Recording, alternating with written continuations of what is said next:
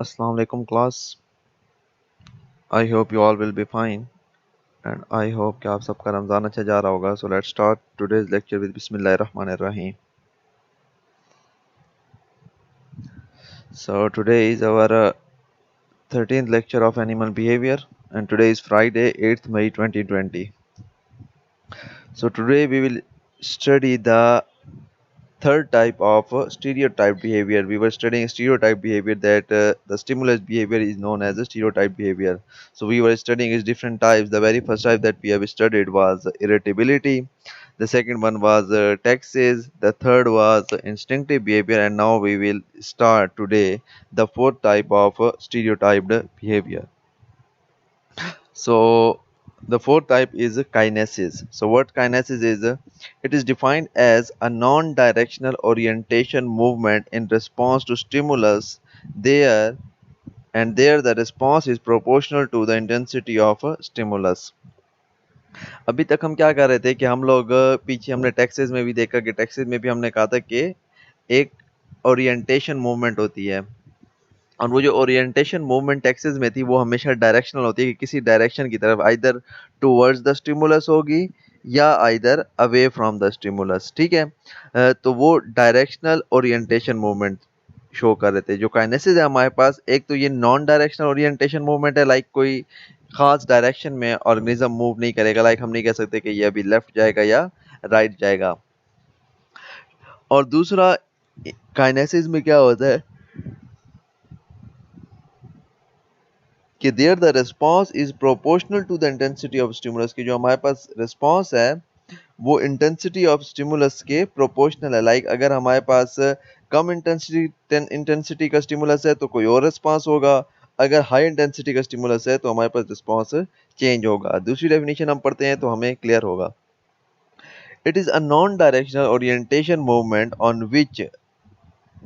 in which the velocity of movement or turning depends upon the intensity of particular stimulus. ये हमारे पास एक non directional orientation movement है. ठीक है. इसमें क्या है कि हमारे पास जो वेलोसिटी ऑफ मूवमेंट है या वेलोसिटी ऑफ टर्निंग है, लाइक हम उसमें पढ़े थे कि टैक्सीज, अगर आपको याद हो, हम उस पर लाइट सोर्स मार रहे थे तो वो क्या करते थे कि वो लाइट सोर्स से अवे मूव कर रहे थे या उसकी तरफ मूव करते थे.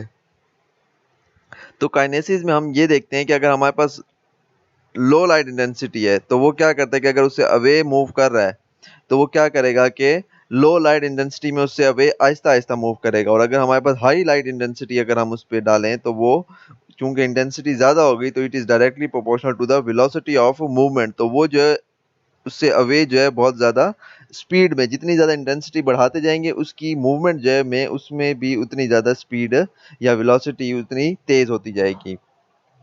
ठीक है. लाइक अगर हम एग्जांपल लें कि for example movement of tentacles of hydra. ठीक है. हाइड्रा हमारे पास, ये हाइड्रा है हमारे पास, इट इज़ अ सिलेंट्रेट और निडेरियन भी हम इनको कहते हैं. हम सिलेंट्रेट्स को निडेरियन क्यों कहते हैं? बिकॉज इनके जो टेंटिकल्स हैं ये हमारे पास टेंटिकल्स हैं. इन टेंटिकल्स में स्पेशल सेल्स होते हैं जिनको हम नीडोसाइट्स कहते हैं और वो नीडोसाइट्स मेच्योर होकर निमेटोसिस्ट बनाते हैं. और निमेटोसिस्ट हमारे पास आप लोगों ने पढ़ा होगा कि ये निमेटोसिस्ट पॉइजन फॉर्मिंग सेल है. कि जब भी हमारे पास, क्योंकि ये हमारे पास एनिमल है और ये सिसाइल एनिमल है, हाइड्रा हमारे पास सबस्ट्रेटम के साथ या जो हमारे पास बॉटम होती है सीज या वाटर बॉडीज की, उसके साथ अटैच होता है रॉक्स के साथ, तो ये मूव नहीं कर सकता.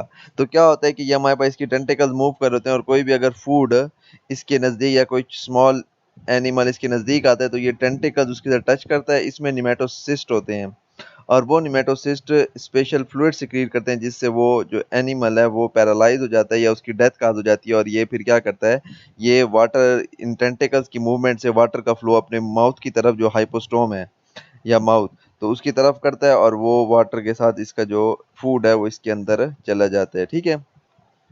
तो हमारे पास क्या होता है कि आपने इसमें बडिंग भी पढ़ी होगी हाइड्रा में, नाइन्थ में एफएससी में भी है. तो ये क्या होता है कि ये हमारे पास हाइड्रा से बड निकलती है, यहाँ से टूटती है और फिर हमारे पास न्यू हाइड्रा प्रोड्यूस हो जाता है. ये एसेक्सुअल रिप्रोडक्शन है एनिमल्स की. इसमें भी आप लोगों ने हाइड्रा पढ़ा होगा. ठीक है. तो हमारे पास हाइड्रा में काइनेसिस मूवमेंट किस तरह होती है कि अगर हमारे पास नीचे अगर आप देखें सबस्ट्रेटम के साथ हाइड्रा अटैच होता है तो इसके टेंटिकल्स बहुत आहिस्ता आहिस्ता मूव कर रहे होते हैं. ठीक है. लेकिन अगर कोई फूड पार्टिकल या कोई फ्ली वगैरह स्मॉल इंसेक्ट है, फ्ली या फूड पार्टिकल इसकी जो विसिनिटी है या इसके नज़दीक आता है तो ये उसको फील कर लेता है, तो फिर इसकी जो टेंटिकल्स है उसकी मूवमेंट तेज हो जाती है और कोई टेंटिकल्स जो है क्या करता है उस फ्ली के साथ टच होता है, वो फ्ली जो है या स्मॉल जो फूड है वो पैरालाइज हो जाती है और ये इतनी स्पीड में मूवमेंट करते हैं कि सारे का सारा जो वाटर करंट्स हैं वो इसके माउथ की तरफ जाने लग जाते हैं। तो इन हाई मूवमेंट ऑफ टेंटिकल्स या मूवमेंट टेंटिकल्स की मूवमेंट की स्पीड बढ़ाते हैं और वो फ्ली जो फॉर एग्जांपल इस एरिया में थी उस मूवमेंट की वजह से इनके माउथ में चली जाती है और अंदर जाके उसको डाइजेशन हो जा होती है उसकी और फिर वो सारे सेल्स को फूड प्रोवाइड की जाती है और एनर्जी मिलती है। ठीक है, तो ये हमारे पास हाइड्रा है, फाइलम सिलेंट्रेटा का एक मेंबर है। अगर आपको यहाँ नजर आ रहा हो कि ये हमारे पास यहाँ पे इन्होंने टेस्टिस लिखा है और यहाँ पे ओवरी लिखा है, तो हमारे पास जो ये सिलेंट्रेट्स हैं मोस्टली ये हर्माफ्रोडाइट के होते हैं। हर्माफ्रोडाइट हम किसे कहते हैं? दैट ऑर्गेनिज्म हैविंग जो एक ही ऑर्गेनिज्म में मेल रिप्रोडक्टिव ऑर्गन भी हो और फीमेल रिप्रोडक्टिव ऑर्गन भी हो तो उसको हम हर्माफ्रोडाइट्स कहते हैं। तो ये हमारे पास हाइड्रा सेक्सुअल रिप्रोडक्शन के थ्रू भी ग्रो करता है और बडिंग के थ्रू, जो बडिंग है वो हमारे पास ए सेक्सुअल रिप्रोडक्शन का प्रोसेस है, तो ए सेक्सुअल रिप्रोडक्शन या बडिंग के थ्रू भी रिप्रोडक्शन करता है और सेक्सुअल रिप्रोडक्शन भी करता है। अच्छा, तो अब हमारे पास काइनेसिस हमने क्या कहा कि एक नॉन डायरेक्शनल मूवमेंट है इन रिस्पांस टू स्टिमुलस, और इसमें जो मूवमेंट होती है, स्पीड ऑफ मूवमेंट होती है या स्पीड ऑफ टर्निंग होती है या वेलोसिटी ऑफ मूवमेंट होती है, तो वो जो है वो हमेशा इंटेंसिटी ऑफ स्टिमुलस के प्रोपोर्शनल होगी। लाइक अगर इंटेंसिटी कम है तो मूवमेंट की स्पीड भी कम है, अगर इंटेंसिटी ज़्यादा कर दें तो हमारे पास मूवमेंट या टर्निंग की स्पीड या वेलोसिटी भी जो है वो हमारे पास ज़्यादा हो जाएगी। और एग्जांपल ये है हमने हाइड्रा किया कि हमारे पास टेंटिकल्स जो है हाइड्रा के वो बहुत स्लोली मूव कर रहे होते हैं, लेकिन जैसे ही कोई फूड पार्टिकल उसकी विसिनिटी में उसके इर्द-गिर्द आता है तो वो उनकी मूवमेंट की स्पीड ज़्यादा हो जाती है और उसकी उनकी मूवमेंट की वजह से हमारे पास जो फूड है या कोई भी स्मॉल इंसेक्ट वगैरह है वो उसके माउथ में चला जाता है। ठीक है, तो अगर आप इनकी मूवमेंट देखें तो ये बिल्कुल नॉन डायरेक्शनल होती है। लाइक कोई किधर बीट कर रहा होता है, कोई किस तरफ बीट कर रहा होता है, ये बिल्कुल किसी एक खास डायरेक्शन में टेंटिकल्स मूव नहीं करते बल्कि हैप हैजर्ड मूव कर रहे होते हैं। और यहाँ के टेंटिकल किसी और तरफ मूव करेंगे, दूसरी तरफ के टेंटिकल्स किसी और डायरेक्शन में मूव कर रहे होंगे। और उनकी मूवमेंट का मकसद क्या होता है कि हमारे पास जो फ्ली है जो माउथ से दूर है उसको इस तरह वाटर फ्लो करें ताकि फ्ली जो है हमारे माउथ की अंदर आ जाए। So we have types of kinesis. There are two main types of kinesis. The very first is orthokinesis and second is the clinokinesis. So first of all we start with orthokinesis. So orthokinesis is the non-directional orientation movement of an animal in straight and the velocity in straight axis, and the velocity of its movement is proportional to the strength of stimuli. Like orthokinesis में हमारे पास non directional movement है इन response to stimulus है और ये straight axis में होगी। Like इसमें कोई टर्निंग वगैरह नहीं होती।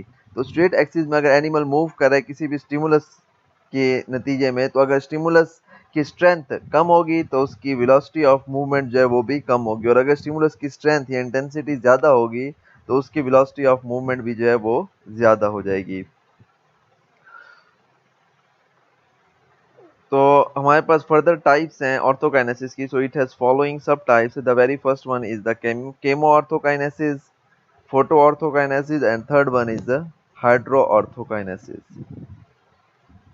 So we will start the very first type, chemoorthokinesis, as the name indicate that it derives from chemicals. So orthokinesis due to chemicals is called chemoorthokinesis। कि अगर हमारे पास orthokinesis क्या है कि नॉन डायरेक्शनल मूवमेंट है, स्ट्रेट एक्सिस में है, in response to stimulus है, और जो उसकी मूवमेंट वेलोसिटी ऑफ मूवमेंट है वो डिपेंड करती है on the strength of stimulus या इंटेंसिटी ऑफ स्टिमुलस। तो अगर हमारे पास स्टिमुलस केमिकल्स है और वो केमिकल्स की स्ट्रेंथ की वजह से उनकी movement of velocity of movement में तब्दीली आती है तो इसको हम केमो ऑर्थोकाइनेसिस कहेंगे। Like for example the culture of paramecium taken on a glass slide. Paramecium हमने पढ़ा था, फाइलम प्रोटोजोआ का एक मेंबर है। ठीक है, इसको हमने बहुत डिस्कस किया टेक्सिस में।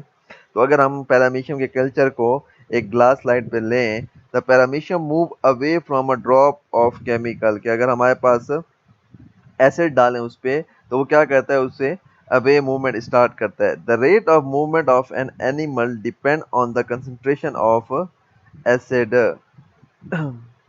ठीक है, और वो जो मूवमेंट की स्पीड है वो किस चीज़ पे डिपेंड करती है? On the concentration of acid. Like if we have low concentration of acid induce a paramecium to move slowly, but higher concentration induces fast orientation।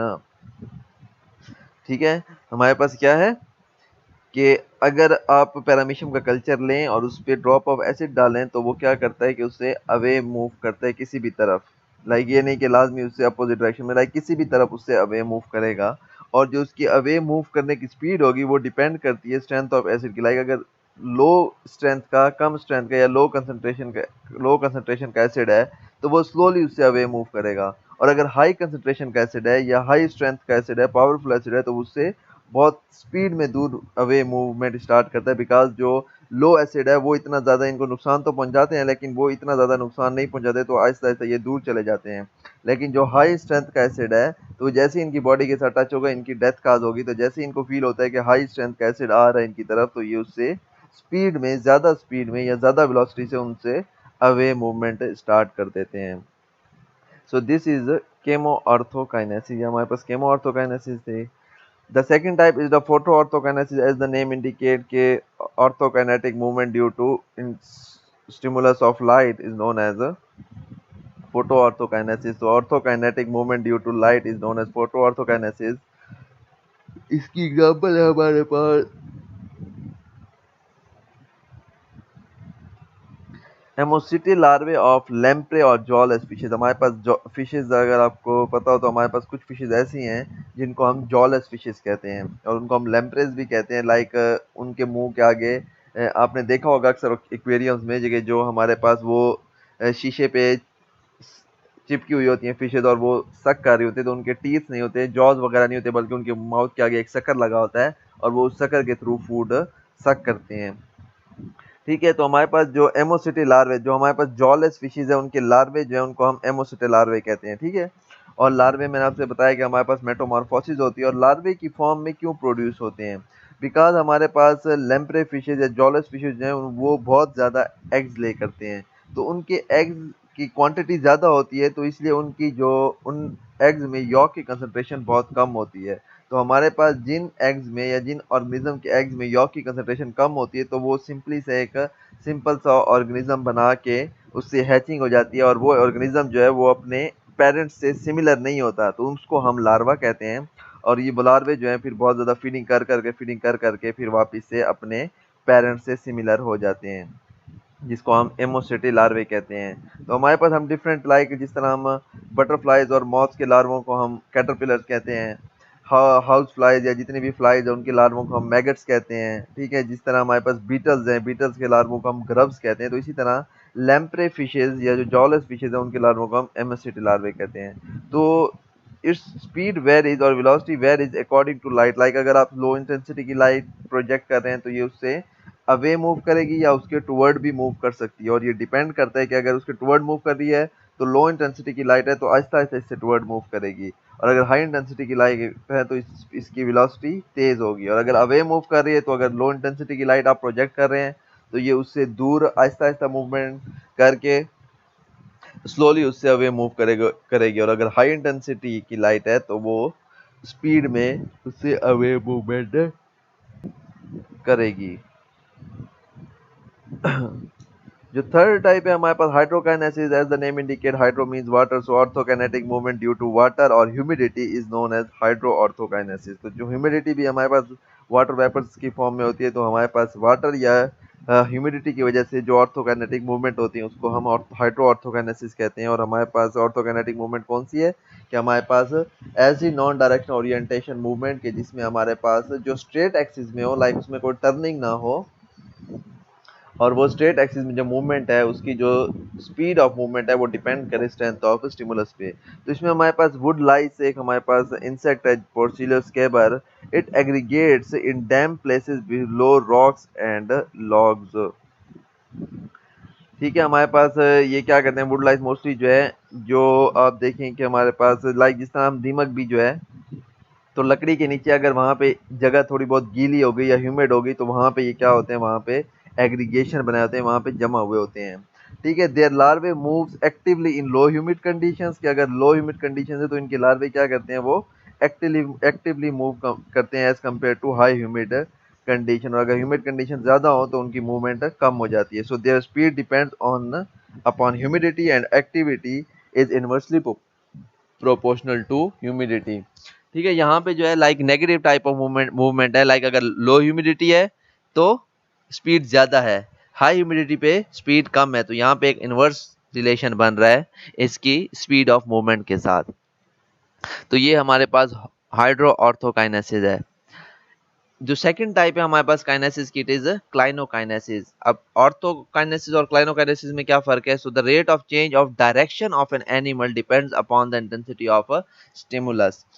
Like वहां पे हमारे पास स्ट्रेट एक्सिस में थी मूवमेंट, और स्पीड ऑफ मूवमेंट जो है वो stimulus पे डिपेंड कर रही थी। यहाँ पे जो रेट ऑफ टर्निंग है, लाइक जो वो टर्न लेता है या मुड़ता है, तो उसमें रेट ऑफ टर्निंग जो है वो डिपेंड करेगी इंटेंसिटी ऑफ स्टिमुलस पे। लाइक अगर स्ट्रेट एक्सिस में जा रहा है और आपने साइड से कोई भी स्टिमुलस प्रोजेक्ट किया, लाइक अगर लाइट प्रोजेक्ट की, तो वो प्लेनेरिया या कोई भी ऑर्गेनिज्म राइट और लेफ्ट में टर्न करेगा, और वो जो उसकी टर्निंग है it depend on the strength of stimulus. Like अगर हम एग्जांपल देखें तो जो प्लेनेरिया या फ्लैट वर्म, ये हमारे पास प्लेनेरिया मेंबर है हमारे पास फाइलम प्लेटिहेल्मिन्थस का, और फाइलम प्लेटिहेल्मिन्थस हमारे पास इनवर्टिब्रेट्स का एक फाइलम है, जो हमारे पास ये फ्लैट वर्म्स हैं। आपने प्लेनेरिया बहुत पढ़ा होगा, लाइक जो हमारे पास एसेक्सुअल रिप्रोडक्शन के मेथड्स, जो बडिंग था उसमें आप लोगों ने हाइड्रा की एग्जांपल पढ़ी होगी बीएससी में, एफएससी में, 9th-10th में। और जो हमारे पास एक आपने प्रोसेस पढ़ा होगा एसेक्सुअल रिप्रोडक्शन का, जिसको हम फ्रेगमेंटेशन कहते हैं, और फ्रेगमेंटेशन में हमारे पास उस ऑर्गेनिज्म के जितने टुकड़े हो जाएं तो उतने न्यू ऑर्गेनिज्म बन जाते हैं। तो ये प्लेनेरिया में फ्रेगमेंटेशन का प्रोसेस होता है, और प्लेनेरिया को हम इमॉर्टल ऑर्गेनिज्म भी कहते हैं। लाइक अगर आपने इसको कट किया और इसके 5 टुकड़े कर दिए तो 5 मोर प्लेनेरिया बन जाते हैं। तो ये फ्रेगमेंटेशन प्रोसेस में आप लोगों ने इसको पढ़ा होगा। और ये हमारे पास फ्लैट वर्म्स है, लाइक डॉर्सोवेंट्रली फ्लैटेंड होते हैं। So planaria changes its direction of movement according to the intensity of light thrown on it। तो हमारे पास इसकी जो टर्निंग है, तो उस टर्निंग की जो स्पीड है वो डिपेंड करेगी इंटेंसिटी ऑफ लाइट की। लाइक अगर आपने यहाँ से लो इंटेंसिटी की लाइट प्रोजेक्ट की है तो ये आहिस्ता आहिस्ता मूव करेगा इसके अवे, और अगर आपने हाई इंटेंसिटी की लाइट मूव प्रोजेक्ट की है तो ये बहुत स्पीड से मूव करेगा। इन dim light it turns occasionally. अगर डिम लाइट है तो ये बहुत कम मुड़ता है, यानी कि डिम लाइट है तो ये अक्सर उसको इग्नोर करता है और सीधा चलता रहता है, बिल्कुल टर्न नहीं करता। लेकिन कभी कभार टर्न तो करता है लेकिन बहुत आहिस्ता स्पीड से करता है। But in bright light the turning of warm increases, और अगर ब्राइट लाइट हो तो इसकी टर्निंग की स्पीड इंक्रीज हो जाती है। लाइट आपने अगर जैसे लो इंटेंसिटी की लाइट प्रोजेक्ट की तो ये आहिस्ता आहिस्ता मूव करेगा, और यहाँ से अगर हाई इंटेंसिटी की प्रोजेक्ट की तो ये ज़्यादा स्पीड से मूव करेगा। अगर और ज़्यादा हाई इंटेंसिटी की डाली तो वो यहाँ पे अगर एरोस पे देखें, ठीक है, तो अगर और ज़्यादा इंटेंसिटी की लाइट यहाँ से प्रोजेक्ट की तो ये और ज़्यादा स्पीड से टर्न करेगा और उससे अवे मूव करेगा।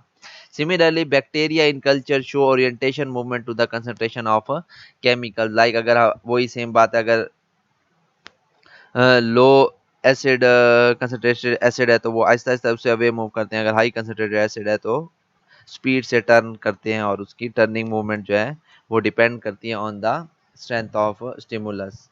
सो आई होप आप लोग को इसकी समझ आ गई होगी। तो ये हमारे पास काइनेसिस जो 4th टाइप है स्टीरियोटाइप बिहेवियर की, वो आज खत्म हो रही है। ठीक है, कल का लेक्चर में एकदम जो है इन सब टाइप्स को जो है इनकी रिवीजन करने पे लगाऊंगा। तो एक मुझे सजेशन मिली है कि नेक्स्ट वीक जो है टेस्ट ले लें, तो मैं फिर डिसाइड करके आपको कल के लेक्चर में बताऊंगा कि हमारे पास किस किस टॉपिक का टेस्ट होगा और किस तरह टेस्ट होगा। ठीक है, और भी कोई सजेशन देना चाहिए, और आप सजेशन टाइम का भी दे देंगे किस टाइम हो, लाइक ये टाइम अगर मोस्टली लोग सो रहे होते हैं तो कोई और टाइम रख लें, ताकि हम लोग जो है फिर टेस्ट कंडक्ट कर सकें और सारे उस टाइम पे प्रेजेंट हों। ठीक है, okay, thanks for your participation in the class and अल्लाह हाफिज़।